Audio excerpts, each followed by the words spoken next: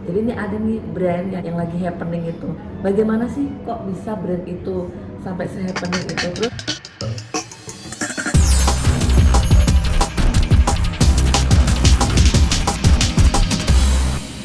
jadi ini ada nih brand yang lagi happening itu. Bagaimana sih kok bisa brand itu sampai se-happening itu? Terus bagaimana caranya sih bisa Nggak disebutin nama brandnya ya di situ ya?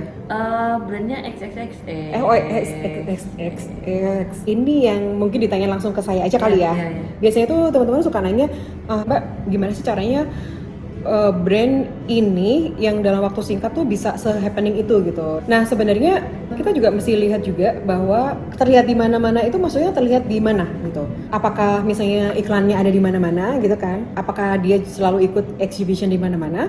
Apakah dia di endorse oleh influencer yang followernya jutaan-jutaan gitu kan? Itu kan pasti harganya lumayan ya. Terus apalagi gitu. Kemudian hitung kira-kira berapa ads yang dikeluarkan, berapa biaya yang dikeluarkan untuk KOL gitu ya, key opinion leader, kemudian influencer, terus kemudian juga dia ikut exhibition di mana-mana gitu kan, ada event di mana-mana gitu, terus mungkin pasang billboard gitu kan, atau mungkin di neon box yang di mall-mall kayak gitu kan. Nah itu dihitung kira-kira berapa harganya, miliaran kan. Nah kalau misalnya miliaran berarti artinya apa? Teman-teman harus punya capital yang segede itu gitu. Ingat bahwa uang itu, modal itu menentukan kecepatan dan jangkauan. Kalau mau cepat ya harus gede gitu kan. Ya itu yang dikeluarin. Teman-teman punya nggak segitu? Gitu kan? Nah terus kemudian lagi yang kedua, background foundernya misalnya. Apakah memang sudah experience banget gitu? Kan ada tuh yang benar-benar experience banget, dia punya webstore yang bagus banget gitu ya, udah bertahun-tahun, udah punya customer gitu kan, customer untuk tokonya ini gitu. Nah itu kan benar-benar sebuah aset yang sangat bagus banget pada saat bikin brand kosmetik sendiri.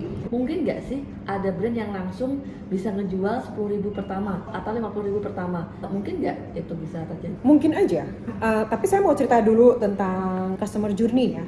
Perjalanan orang dari yang mulai aware dengan produk sampai dia akhirnya beli gitu, customer journey. Nah biasanya kan rutenya orang aware dulu, kemudian dia baru consider, mempertimbangkan untuk beli, terus baru dia purchase. Begitu purchase dia nanti beli lagi atau enggak gitu kan. Kalau dia beli berarti dia loyal gitu kan, dia beli berkali-kali dia loyal, habis itu begitu loyal itu naik lagi tingkatnya jadi advocacy gitu, advocacy atau mungkin ada yang bilang juga evangelis misalnya. Jadi benar-benar apapun yang berbau brand ini dia beli gitu, terus dia juga rekomendasi sukarela ke teman-temannya gitu. Berarti yang dari journey ini berarti harus cepet gitu kan, karena kan kalau misalnya yang normalnya itu kan dia butuh waktu kan, pada saat launching orang butuh aware dulu, terus butuh mempertimbangkan dulu gitu kan, terus baru purchase gitu kan. Nah kalau misalnya yang langsung 20.000 atau 30.000 otomatis kan butuh cepet gitu kan. Nah pertanyaan sebenarnya gini, 20.000 atau 50.000 atau 10.000 itu terjual seperti itu tuh di tahun keberapa sih sebenarnya gitu? Apakah benar-benar di hari pertama pada saat launching? Ataukah itu cerita pada saat tahun kedua? Misalnya, kalau misalnya hari pertama V, mungkin nggak? Kemungkinannya tuh bisa dengan kondisi yang tadi kan aware kan? Awareness dulu kan? Kalau mungkin dirimu sebagai founder itu adalah public figure yang punya follower jutaan misalnya kan, dan mereka itu emang senang banget sama dirimu sebagai public figure gitu. Jadi apapun yang dirimu pakai dia akan beli. Itu bisa, itu mungkin. Terus yang kedua, dirimu sebagai founder itu punya bisnis yang lain, yang punya reseller, punya customer yang barangnya tuh relate dengan kosmetik. Saya selama ini gue punya 10.000 reseller gitu. Langsung masuk ya. Bisa kan, bisa jadi calon buyer juga kan, calon customer kan gitu. Jadi sebelum benar-benar hari H itu dirimu sebagai pemilik hijab tadi bisa spill sedikit-sedikit gitu kan, cerita mau bikin brand ini yang ini, produk yang ini, spill dikit-dikit. Langsung bisa diedarkan ya. Bisa begitu mau launch sebenarnya kan udah woro-woro nih. Iya. Hai kita mau launching ini, 10.000 pertama dapat apa misalnya, atau enggak kita cuma punya 10.000 Di selebihnya itu bakal nunggu mungkin 3 bulan lagi gitu kan, ada FOMO-nya gitu. Inspirasi itu penting ya, maksudnya kita pasti pingin lah jualan tuh langsung 20.000, 30.000 gitu kan.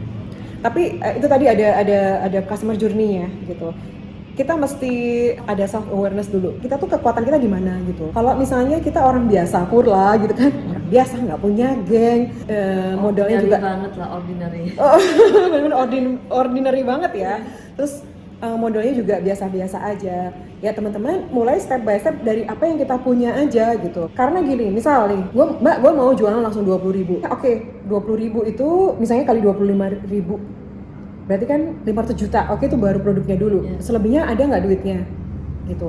Kita tuh memang harus ambisius. Kita semua harus ambisius. Tapi juga harus rasional juga kan. Gitu. Mendingan kayak puzzle. Puzzle itu kan satu keping-keping kan gitu, terus jadi satu gitu kan. Nah teman-teman tuh disusun tuh, lengkapin gitu, baru nanti visinya tercapai gitu kan. Jadi apakah 1.000 dulu gitu kan? Saya mau 1.000 dulu, habis berapa lama? Terus diputar lagi terus jadi produk baru lagi kan, atau enggak jadi kuantitinya lebih banyak lagi. Yang tadinya order di pabrik tuh cuma 1.000 jadi 2.000, jadi 3.000, jadi 5.000, tambah produk baru dan seterusnya. Itu lebih sustain biasanya gitu. Ini pertanyaan terakhir nih, kenapa sih Beauty Biz itu nggak bikin webinar? Iya, pertanyaan yang sangat bagus. Jadi Beauty Biz ini brand development consultant ya. Jadi memang saat ini kita melayani klien yang one on one gitu. Jadi yang benar-benar mulai gitu. Dan itu bukan hanya knowledge aja, tapi benar-benar kita dampingin step by stepnya gitu. Dan seperti yang aku bilang tadi, kita kadang juga nggak sebagai konsultan aja gitu, tapi benar-benar doer gitu. Jadi benar-benar bantuin banget dan action banget gitu. Jadi memang saat ini kita belum ke sana ya. Kita masih fokus banget dengan bantu teman-teman beautypreneur yang benar-benar develop brandnya, develop produknya, kemudian sample assessment sampai kemasannya seperti apa. Dan mungkin kalau nanti kita ada waktu gitu, kita juga bisa sih ngadain webinar. Jadi buat teman-teman nih, tadi udah dibacain nih sama teman saya pertanyaan-pertanyaan di YouTube ya. Jadi mulai dari apa yang dimana Anda sekarang, bukan dimana kompetitor Anda sekarang. Karena setiap orang tuh punya latar belakang yang berbeda, punya capital yang berbeda, punya network yang berbeda. Network itu sangat menentukan juga soalnya. Tetap semangat aja. Buat teman-teman yang pengen belajar tentang gimana caranya bikin brand kosmetik sendiri yang lebih runtut lagi, terstruktur dan semuanya dibutuhin tentang branding, marketing dan juga product ideation, itu bisa di Beauty Biz Masterclass. Oke, thank you dan sampai jumpa. Thank you Tar. Thank you.